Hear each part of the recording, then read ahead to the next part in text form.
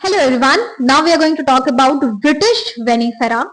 That simply means grape. ठीक है, विटेशी family को ये बिलोंग करता है. It is a perennial deciduous woody climbing vine. ये क्या है? एक वाइन है जो कि टेंड्रिल्स के थ्रू क्लाइंब करता है. तो ये विटेशी फैमिली को बिलोंग करता है and it is originated from Russia और इसका क्रोमोसोम नंबर 38 है 38 and pollination mainly self pollinated crop है.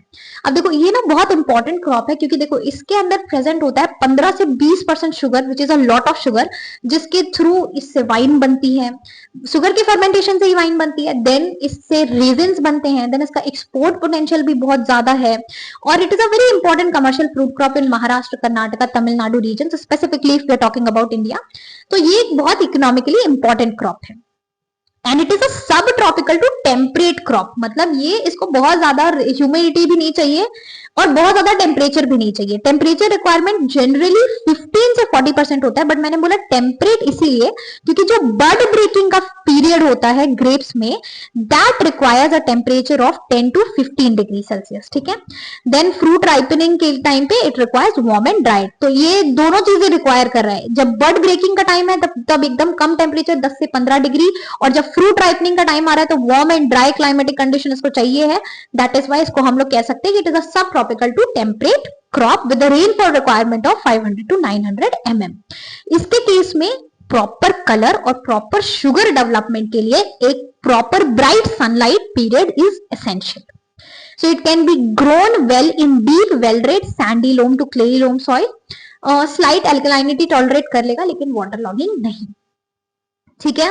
तो इसकी इन्फ्लोरेसेंस है actually panicle which is the inflorescence of mango as well, और flowers small greenish bisexual flowers इसमें ऑब्टेन होते हैं हमें. इसके अंदर एक क्रॉप रेगुलेशन का इंपॉर्टेंट प्रोसेस होता है प्रूनिंग. तो हम लोग दो तरीके से इसकी प्रूनिंग करते हैं. एक तो अप्रैल मई के टाइम पे हम लोग करते हैं बैक प्रूनिंग जिसमें हम लोग सिर्फ वेजिटेटिव पोर्शन की प्रूनिंग करते हैं, और अक्टूबर नवंबर के टाइम पे हम लोग करते हैं फॉरवर्ड प्रूनिंग जिसमें हम लोग पूरी फ्रूटिंग की भी प्रूनिंग करते हैं. ये इसकी इंपॉर्टेंट प्रैक्टिसेस है. जनरली हार्डवुड कटिंग के थ्रू हार्डवुड कटिंग लेकर के हम इसे प्रोपगेट करते हैं. और इसके अंदर कुछ इंपॉर्टेंट रूट स्टॉक वेराइटीज हैं विच इज डॉगरिज, क्योंकि एक नेमाटोड जो होता है it is a very nematode वाला क्रॉप क्योंकि इससे बहुत ज्यादा नेमाटोड अटैक्स होते हैं. तो Dogridge is a nematode salinity and drought resistant root stock. तो it is a very important one.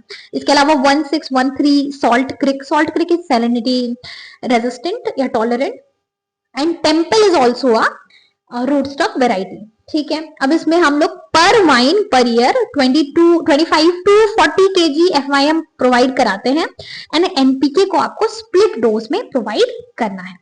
तो bird burst, flowering and fruit development most critical period जिसमें हमें इसे इरिगेट करना होता है. अब इस लेक्चर का जो हाईलाइट है, जो मोस्ट इंपॉर्टेंट टॉपिक है, that is the physiological disorders of grape. ठीक है. मोस्ट इंपॉर्टेंट है, बहुत ज्यादा पूछा जाता है, जिसमें the first one is berry shot, berry drop या फिर इसको आप शैटरिंग भी बोल सकते हो, जिसका सिंपल सा मतलब है कि जो एक एक ग्रेप का बेरी होता है वो गिरने लगता है. This happens due to either nutrient imbalances या फिर ड्यू टू मॉइस्चर स्ट्रेस के कारण ये होता है. और इसके कंट्रोल के लिए हम लोग जिब्रेलिक एसिड का स्प्रे यूज करते हैं, और क्योंकि मॉइस्चर स्ट्रेस मेजर कॉज है तो प्रॉपर इरिगेशन हमें मेंटेन करनी चाहिए. फिर पुअर फ्रूट सेट एक बहुत मेजर चीज है. मतलब गोवा में ये चीज बहुत कॉमन होता है कि जो फ्रूट है प्रॉपरली सेट नहीं होता ड्यू टू आइदर फ्लावरिंग के टाइम पे, जैसे मैंने बताया था कि वार्म क्लाइमेटिक कंडीशन चाहिए इसको, अगर वहां पे प्रॉपर टेम्परेचर नहीं मिला तो, या फिर बोरॉन की डेफिशिएंसी से भी फ्रूट सेट अच्छे से डेवलप नहीं होता. तो अगर बोरॉन डेफिशिएंसी से हो रहा है तो बोरैक्स स्प्रे 0.2% हम लोग यूज कर सकते हैं. Then sunburn, excessive heat and exposure, तो प्रॉपर कैनोपी डेवलपमेंट करेंगे तो हीट एंड एक्सपोजर से सनबर्न नहीं होगा. देन क्रैकिंग ऑफ बेरीज, मतलब बेरीज फट जाती है. ये हमने नॉर्मली हम ग्रेप्स खाते हैं ना तो भी आपने ये चीज देखी होगी. दैट हैपेंस ड्यू टू अगर हम लोग ड्रॉट कंडीशंस है और उसके बाद सडन इरिगेशन कर देते हैं तो उससे फ्रूट्स क्या होते हैं, फ्रूट्स में पानी भर जाता है और वो क्रैक करने लगते हैं. तो इसलिए यूनिफॉर्म इरिगेशन देना चाहिए. और अगर मान लो फ्रूट क्रैक हो ही गया है तो इथेफोन हम यूज करते हैं at the rate of 250 ppm.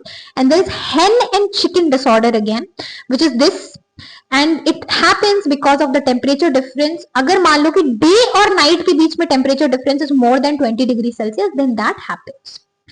तो मेजर प्लांट जो आपके पेस्ट है मीलीबग्स एंड थ्रिप्स हैं, और डिजीजेस में इसमें पाउडरी मिल्ड्यू, डाउनी मिल्ड्यू, मतलब लीव्स के सरफेस में जो व्हाइट फंगल ग्रोथ हो जाती है वो देखने को हमको मिलती है।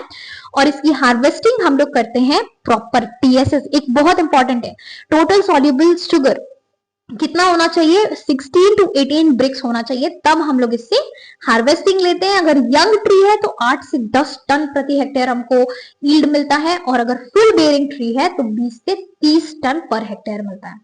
अब द मोस्ट इंपॉर्टेंट क्वेश्चन और the most important topic is the hybrid varieties of grapes along with their parental combination, कि हाइब्रिड वेराइटीज जो हम डेवलप करते हैं अलोंग विद पेरेंटल कॉम्बिनेशन। तो इसको याद रखने का मैंने एक छोटा सा वे बनाया है, विच इज कि जितने भी अर्का ग्रेप वेराइटीज हैं सभी का एक पेरेंट थॉमसन सीडलेस है, ये आप याद रख लेना। चाहे वो अर्का नीलमणि हो, चाहे वो अर्का श्याम हो, अर्का कंचन हो, अर्का सोमा हो या पूसा सीडलेस हो, हम यही 5 वेराइटीज मेनली आज याद करने का ट्राई करेंगे।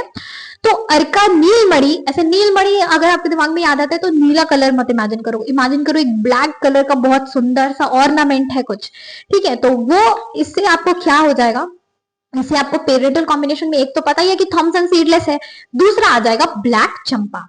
Black Champa when crossed with Thomson seedless forms Arka Neelmani.